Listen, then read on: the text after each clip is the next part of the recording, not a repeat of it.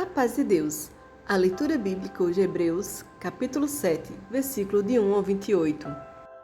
O sacerdócio de Melquisedeque. Porque este Melquisedeque, que era rei de Salém, sacerdote do Deus Altíssimo, e que saiu ao encontro de Abraão quando ele regressava da matança dos reis e o abençoou.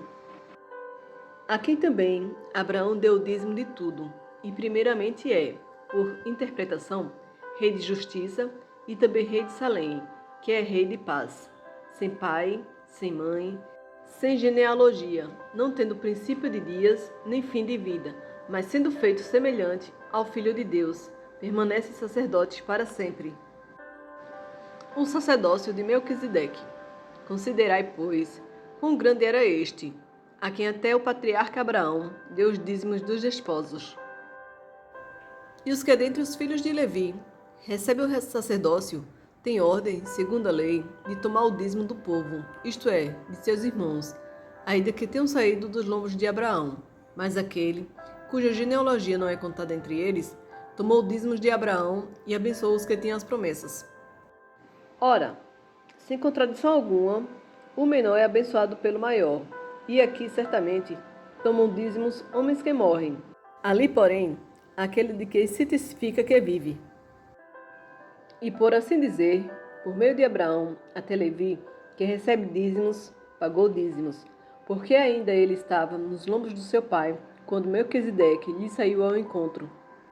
O sacerdócio de Cristo é eterno, de sorte que, se a perfeição fosse pelo sacerdócio levítico, porque sob ele o povo recebeu a lei, que necessidade havia mais de que outro sacerdote se levantasse, segundo a ordem de Melquisedeque, e não fosse chamado segundo a ordem de Arão?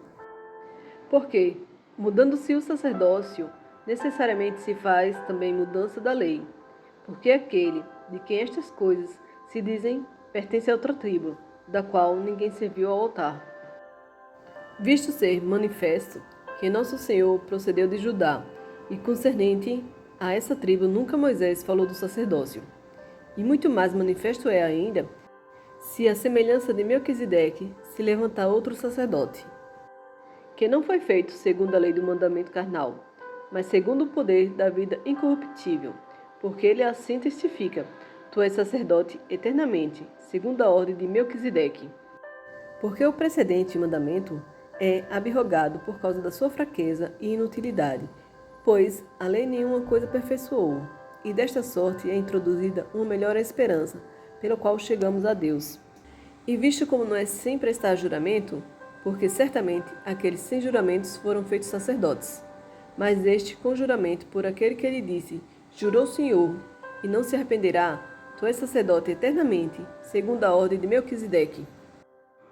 De tanto melhor aliança, Jesus foi feito fiador, e na verdade, aqueles foram feitos sacerdotes em grande número, porque pela morte foram impedidos de permanecer. Mas este, porque permanece eternamente, tem um sacerdócio perpétuo.